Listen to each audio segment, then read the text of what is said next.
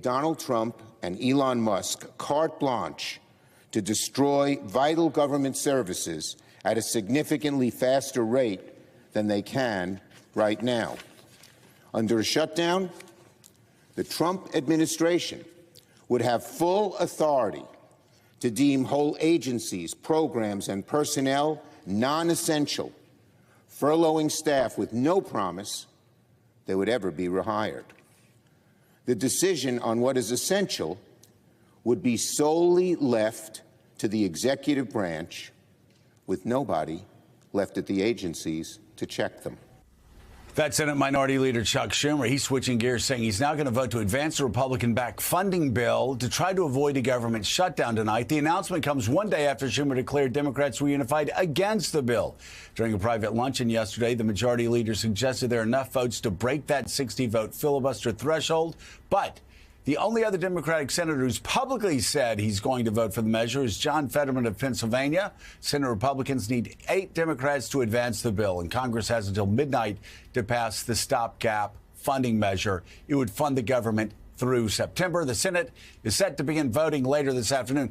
And Chuck Schumer has a guest essay this morning in the New York Times titled, "Trump and Musk would love a shutdown. We must not give them one." And Chris, we were just talking about the importance of people that were fighting. But when you fight, you also have to fight smart.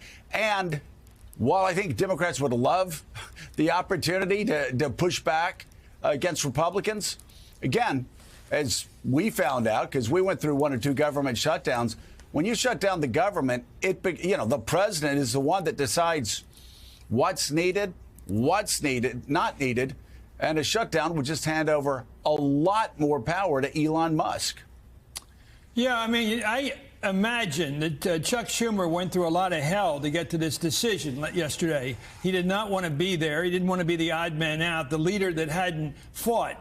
But if you look at the House of Representatives, the Speaker was very smart to get a majority support for his budget, for the CR. He got it through. He didn't need any Democrats in the House. And then he sent them all home. The whole House of Representatives has been sent home. They're not in Washington. And then the Senate has a majority. Even without Rand Paul, they've got 52 votes. They have a majority. So to beat them, you have to filibuster. Well, it used to be Democrats didn't like to filibuster on the issues, but everybody said he should have filibustered. Chuck Schumer was in a problem. He also saw what it was going to look like 2 or 3 weeks from now. If they hadn't gotten back to the government, if the government had shot down for a couple of weeks, then who are you going to blame? Trump and his tariff craziness, his trade war? Or are you going to blame the Democrats for shutting the government down? You got to look forward. You can't all be Bernie Sanders. You can't all be in the back room. You can't all be sitting in the back benches and blaming the leadership. The leadership has to make tough decisions. Schumer made his, and he's going to have to pay for it. If he gets the votes to support the Republicans, this thing will be through this weekend, and we'll see who looks better later. But Schumer's in a tough spot, and it was because the House was much smarter than the Democrats overall, the whole party, when they passed the House resolution and sent everybody home. Mike Johnson sent everybody home. That's the situation right now. Yeah, the argument that Schumer laid out there, Allie, is one that has definitely gained steam among Democrats the last couple of days, that a shutdown really could have actually empowered Trump and Musk to do, and Russ voted OMB, to do even more to call the federal government. There's also some suggestion, a senior Democrat told me yesterday, look, Trump's flailing this week. Let him flail.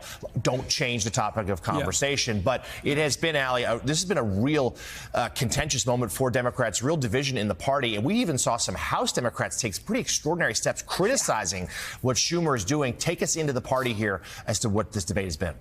Yeah, when you talk about House Democrats, there is a palpable sense of betrayal that I'm hearing from my sources in that side of the building. They are saying that they wanted the Senate to do as they did, which is hold firm, hold together, and be unified against this. And I'm really glad that Chris laid out, as he always does, the way that the Senate actually works here, because this is not Schumer saying that he's voting for this continuing resolution. It's him saying that he's basically dropping the filibuster threat. Now, we don't know if he actually has has the rest of the votes that he needs to do that. We know we were counting to 8 with Schumer. That makes 2 Democrats who are at least on the record saying they'll vote for something like cloture. I know that this might be a distinction without a difference to some viewers who are just upset that this is basically going to allow Republicans to go on and pass this continuing resolution by themselves. But it is a needle that Schumer is trying to thread here.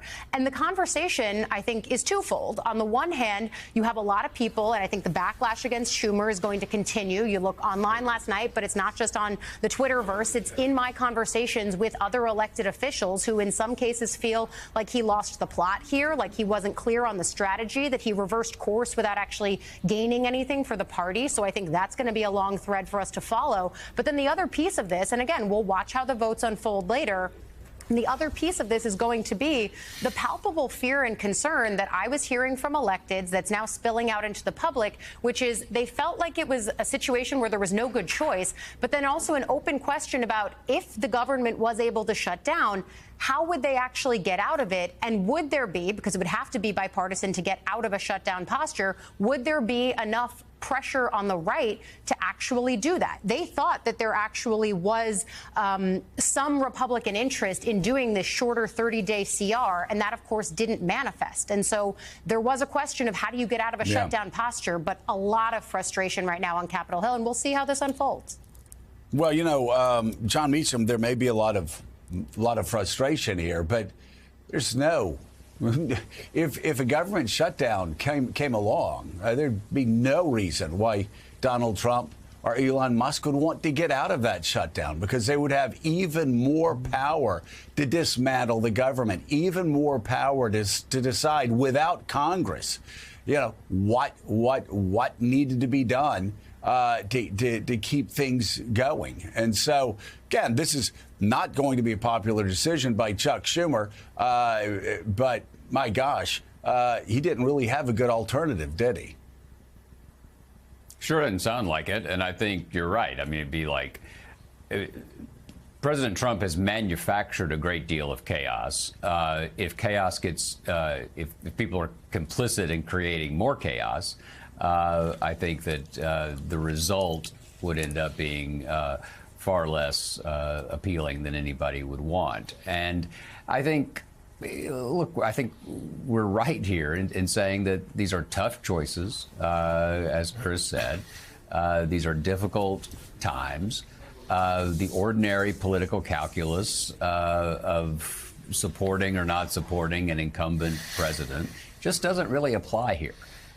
Because President Trump's not bringing conventional tactics to the political battlefield.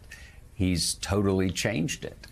And so to expect people to, on the other side, to follow traditional patterns, I think is kind of a fool's errand.